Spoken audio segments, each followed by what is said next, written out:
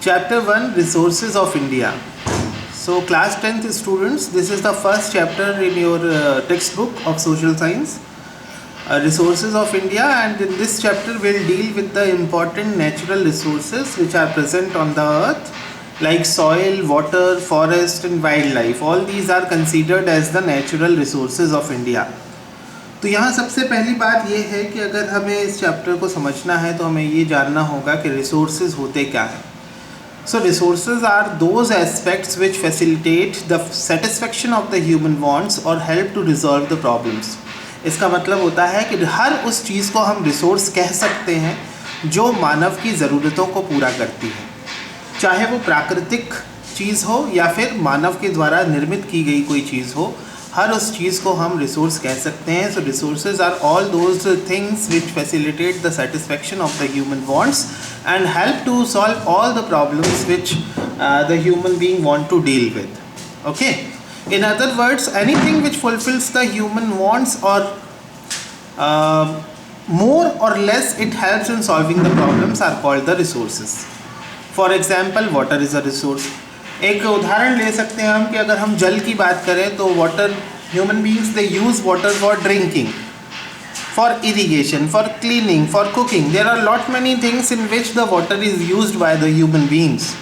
तो जिस तरह से पानी का इस्तेमाल हम कई चीज़ों के लिए करते हैं और वो पानी हमारी ज़रूरतों को पूरा करता है, तो पानी को हम रिसोर्स कह सकते हैं, जल को हम रिसोर्स कह सकते हैं. But water is a natural resource.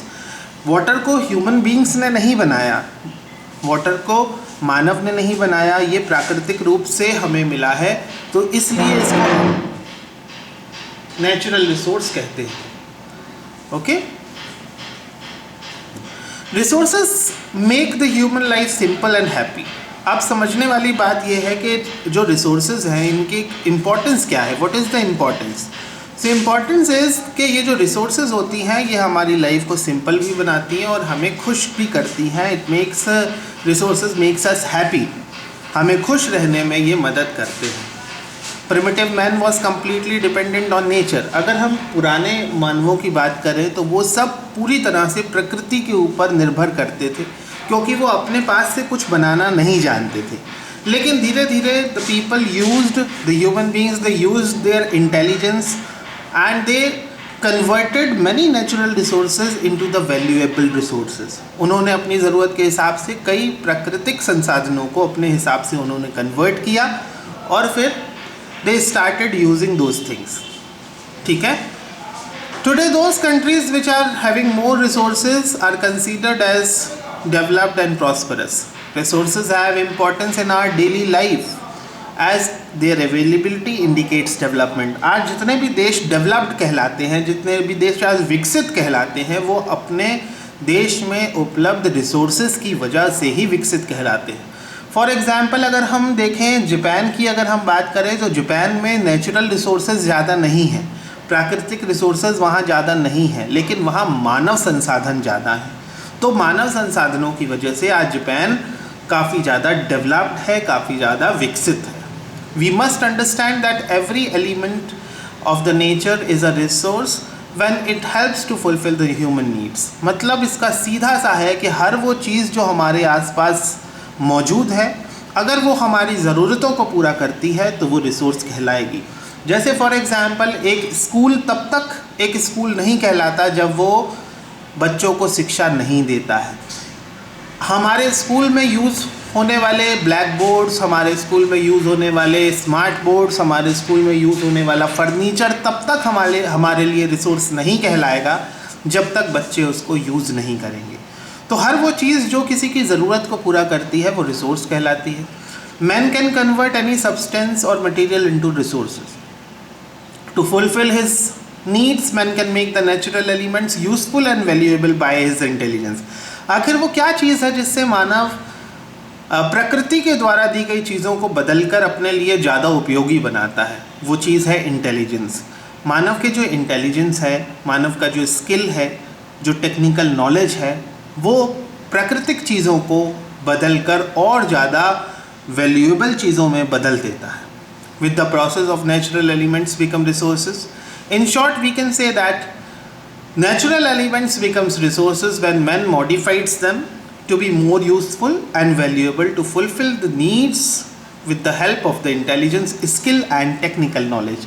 ये बेटा 3 चीज़ें बहुत महत्वपूर्ण हैं, इसको आपको ध्यान रखना होगा। ये मैं यहाँ पर आपको दिखा रहा हूँ, ये हाईलाइट भी कर रहा हूँ मैं कि इंटेलिजेंस, स्किल और ये जो नॉलेज है, ये सबसे ज़्यादा ज़रूरी चीज़ें हैं और इन्हीं के द्वारा मानव जो है वो प्राकृतिक चीज़ों को बदल के अपने लिए कुछ ज़रूरी चीज़ें तैयार करता है। ठीक है, इसके बाद यूजुअली नेचुरल रिसोर्सेज और the resources are natural according to the McNeal PE. Natural resources are those resources which are provided by the nature and are useful to man. अब यहाँ पर आपको डेफिनेशन दी गई है कि कौन से रिसोर्सेज नेचुरल रिसोर्सेज होते हैं। तो बेटा नेचुरल रिसोर्सेज हर वो चीज़ होती है जो हमें नेचर ने प्रोवाइड की होती है। नेचर मतलब प्रकृति ने हमें दी होती है और जो हमारे लिए बहुत यूज़फुल होती है। जैसे जंगल किसी ने निर्माण नहीं किया, जंगलों का जंगल जो है वो प्रकृति के द्वारा ही उनका निर्माण हुआ है। जिस तरह से पानी का निर्माण प्रकृति के द्वारा हुआ है, जिस तरह से हवा का निर्माण प्रकृति के द्वारा हुआ है। तो ये सारी चीज़ें, ये जो आप यहाँ सर्कल देख रहे हो, जैसे लैंड है, ज़मीन है, सॉइल है, मिट्टी, वाटर, फॉरेस्ट, मिनरल्स, जो मिनरल्स हैं जैसे आयरन है, कोल है, पेट्रोलियम है, ये सारी चीज़ें प्रकृति ने अपने आप इनको क्रिएट किया है। इसमें ह्यूमन बीइंग का कोई कंट्रीब्यूशन नहीं है। जैसे वाइल्ड लाइफ है, पार, एयर, ये सारी चीज़ें वो चीज़ें हैं जिनको हम नेचुरल रिसोर्सेज कह सकते हैं। In the process of conversion of material to the resources creation, man's role is supreme, man himself is a resource. अब देखो बेटा, ये जो हम ज़मीन की बात कर रहे हैं, लैंड जो है वो रिसोर्स तो है, वो प्राकृतिक रिसोर्स तो है, लेकिन ये तब तक कीमत नहीं रखती जब तक लैंड का इस्तेमाल ह्यूमन बीइंग नहीं करेंगे। ज़मीन पर हम क्या करते हैं, खेती करते हैं तो हम उससे कुछ कमा पाते हैं। मतलब हमने जब लैंड का यूज़ किया तभी लैंड हमारे लिए रिसोर्स बनी। इसलिए हम कह सकते हैं कि ये सारी चीज़ें उपयोगी तब हैं जब मानव इसे उपयोगी बनाता है। मतलब अगर मानव इसको यूज़ ना करे, मानव ने अगर इन चीज़ों का इस्तेमाल ना किया होता तो शायद ये रिसोर्सेज भी ना कहलाती। ठीक है, तो man himself is a resource, इसीलिए मानव को खुद में अपने आप में भी एक रिसोर्स कहा जाता है। An educated, skilled and healthy man is a valuable resource for a country. ये कितनी इंपॉर्टेंट लाइन यहाँ पर लिखी हुई है, देखो बेटा, कि जो मानव होता है वो अपने आप में एक रिसोर्स है और एक एजुकेटेड और एक स्किल्ड और हेल्दी पर्सन एक देश के लिए एक बहुत इम्पॉर्टेंट संसाधन होता है। मतलब एक पूरे देश में जितनी भी पॉपुलेशन है उसमें से वो लोग जो शिक्षित हैं, वो लोग जो स्किल्ड हैं, वो लोग जो हेल्दी हैं, वो सारे लोग उस देश के संसाधनों में काउंट होते हैं।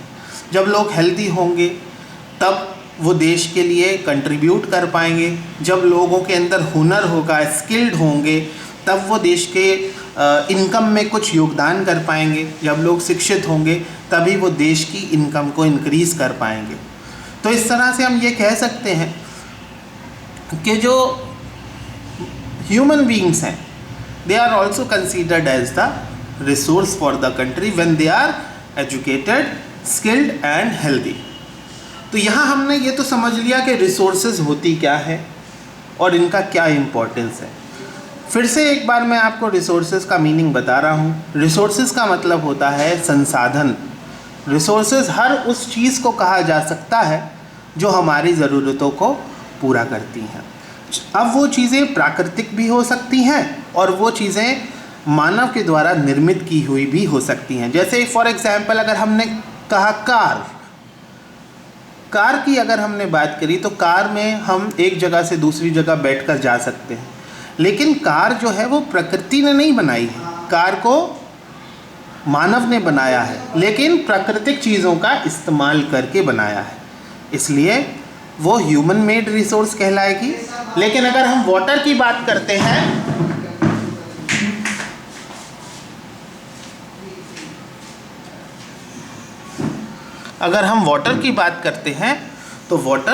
प्रकृति के द्वारा बनाई गई एक रिसोर्स है।